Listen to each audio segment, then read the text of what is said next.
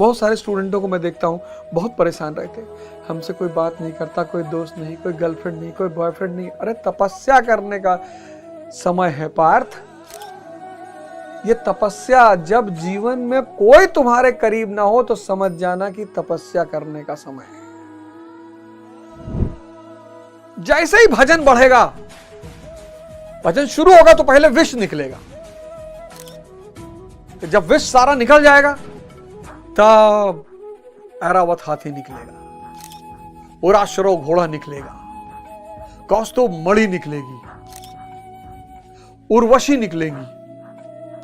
आधा ज्यादा लोग वहीं रुक जाते हैं। लक्ष्मी जी निकलेंगी और अंततः अमृत, वो अमर तत्व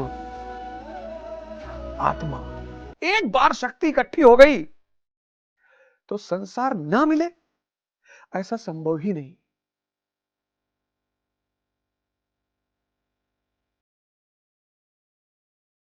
हजार करोड़ रुपए के आप मालिक हो गए और आप कह रहे हैं कि मर्सिडीज नहीं खरीद पाएंगे। अब जो मर्सिडीज की चिंता कर रहा है उसके पास हजार करोड़ आएंगे ही नहीं। जो संसार में उलझा हुआ है उसके पास संसार आएगा ही नहीं। निष्काम कर्म, शक्ति का विस्तार करो। मन की शक्ति, शरीर की शक्ति, जब शक्ति पैदा हो जाएगी, शक्ति का परिणाम है संसार। इसको सोचने से यह नहीं मिलेगा, लेकिन इसको करने से यह मिल जाएगा। क्योंकि संसार क्या है? शक्ति का परिणाम। 98% इसमें उलझे हुए हैं, 2% इसको समझते हैं। तुम सोच के देखो, मन की शक्ति, शरीर की शक्ति पैदा हो गई, शक्ति का परिणाम है संसार।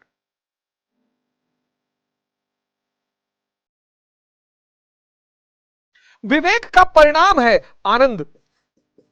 विवेक का परिणाम है आनंद। सबसे ज्यादा सुमिरन करने का टाइम किसके पास है पता है? मजदूरों के पास। पर वो कर ही नहीं सकते। मजदूरों से कोई मिलने वाला ही नहीं, कोई बोलने वाला नहीं, कोई रिश्तेदारी करने वाला नहीं, कोई रिलेशन करने वाला है ही नहीं। वो इसी बात पे दुखी है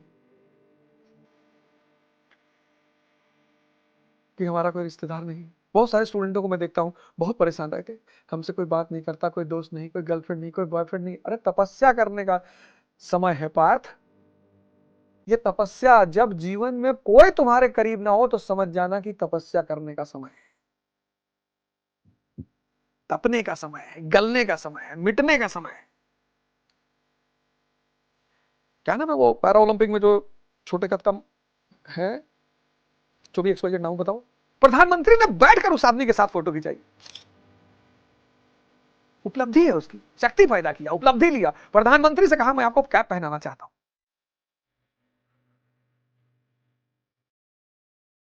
किसी की मजाल है? और प्रधानमंत्री का सहृदयता देखो, बेचारे बैठ गए जमीन पे। प्रधानमंत्री की सहृदयता देखो, बेचारे जमीन पे बैठ गए कि बैठा है, पहनाओ यार, बहुत अच्छी बात है, वाह।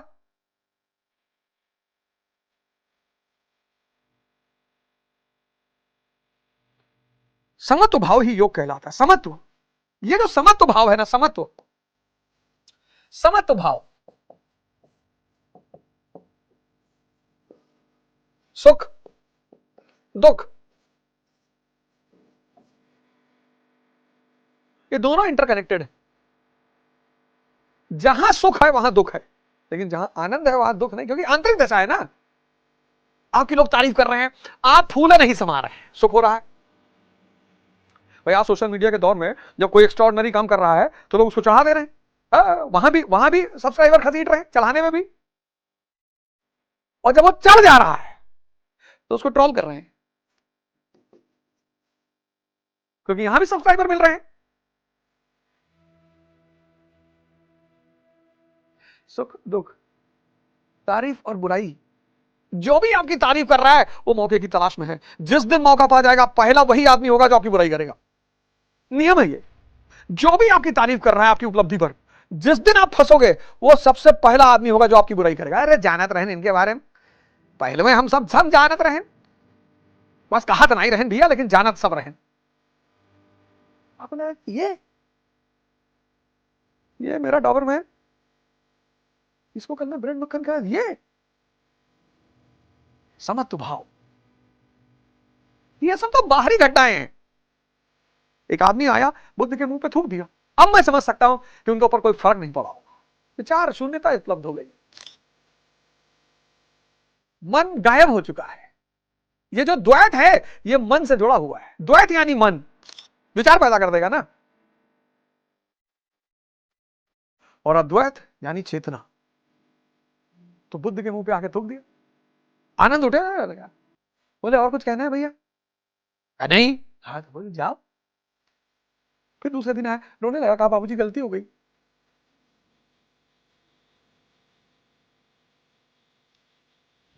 समत्व भाव रिद्धियां सिद्धियां विषम बनाती है, आसक्ति हमें विषम बनाती है, फल की इच्छा विषमता पैदा करती है। देखो देखो डेफिनेशन, रिद्धियां सिद्धियां विषम बनाती है, रिद्धियां सिद्धियां विषम बनाती है, आसक्ति विषम बनाती है, फल की इच्छा विषम बनाती है,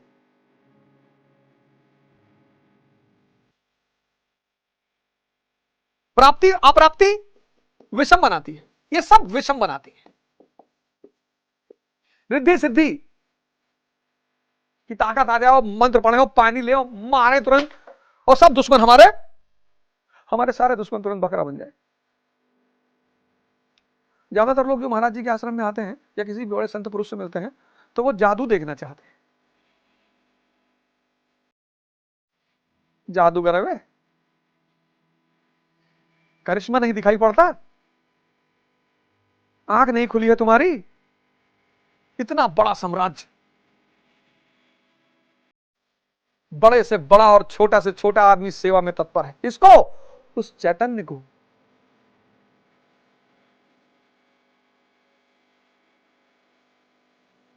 करिश्मा देखो, भगवान को साक्षात देखो। आईजी डीजीपी फलाने मंत्री डॉक्टर इंजीनियर सब बाबूजी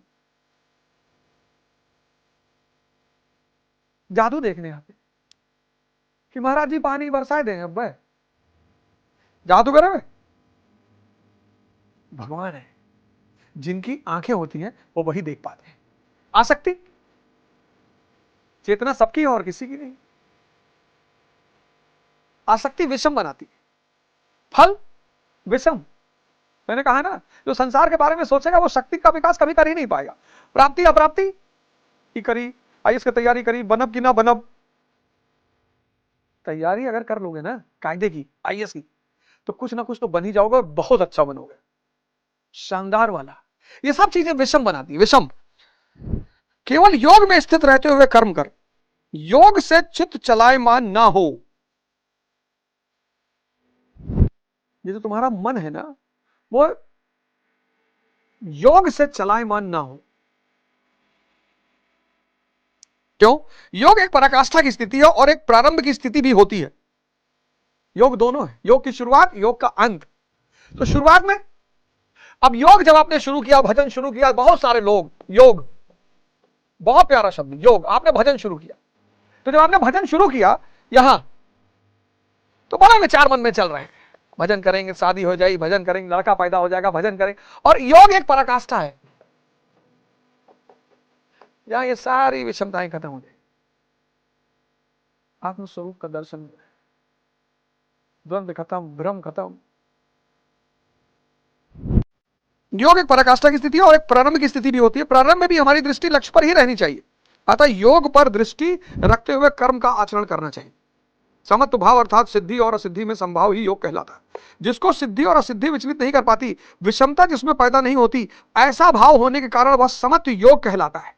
यह इष्ट से समत्व दिलाता है, इसलिए समत्व योग कहा जाता है। देखो कितने तरह के योगों की चर्चा करती, समत्व योग, समत्व मतलब आप और परमात्मा दोनों एक हो गए, आप और आपका इष्ट दोनों एक हो गए, यह समत्व योग है। इसलिए समत्व योग, कामनाओं का सर्वथा त्याग कहते हैं, इसलिए निष्काम कर्म, निष्काम कर्म, कर्म करना है इसलिए कर्म योग कहते हैं। परमात्मा से मेल कराता है इसलिए नाम, इसका नाम योग अर्थात मेल। हेरत हेरत हे सखी मैं ही रहा हेराए, समत्व योग।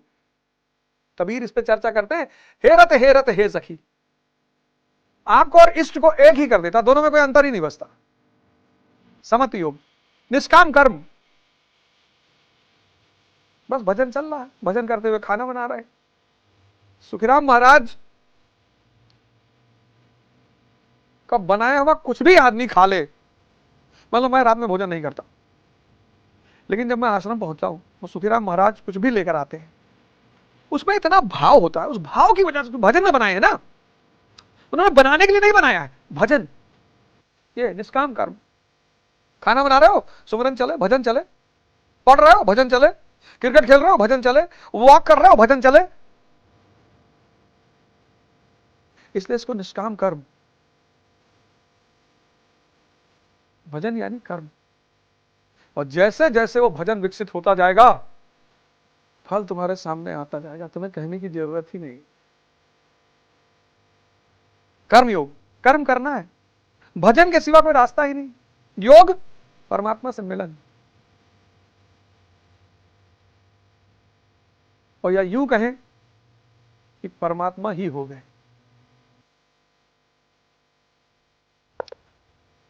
इसमें बौद्धिक स्तर पर ध्यान रखना पड़ता है कि सिद्धि और असिद्धि में संभाव रहे, आसक्ति ना हो, फल की वासना ना आए, इसलिए निष्काम कर्मयोग बुद्धि योग भी कहा जाता है। विवेक वही लाइट बनेगा, जितना सेवा करोगे उतना विवेक पैदा होगा। तभी तो मैं तुमसे कह रहा था, मां बाप का चरण छुओ। इस देश में एक बहुत बड़ी विधा डेवलप हुई थी, पैर छूना, बाद में कुप्रथा बन गई। आज तो लोग ऐसा पैर छूते हैं किसी का भी। डीएम साहब से मिलने गए, डीएम साहब का पैर छू लिया। रिश्तेदार है तुम्हारे? नहीं भैया। विधायक जी मिल गए, विधायक जी का पैर छू लिया। अरे प्रणाम कर लो यार, नमस्कार कर लो, उसमें भी उतना ही प्रेम है। झुकने का मतलब पद देख कर मत झुको, कद, कर्म, भाव। अगर एक रिक्शा वाला तुमको ज्ञान दे रहा है, तुम्हारे जिंदगी को सही रास्ते पे ला रहा है, उसका पैर छू लो। जो भी आदमी तुम्हारी जिंदगी में रोशनी पैदा कर रहा है, उसका पैर छू लो। मां बाप तो भगवान ही है। भगवान कौन? जो बिना किसी हित के आपका ध्यान रखे, वो भगवान। उसमें से मां बाप भी आते हैं।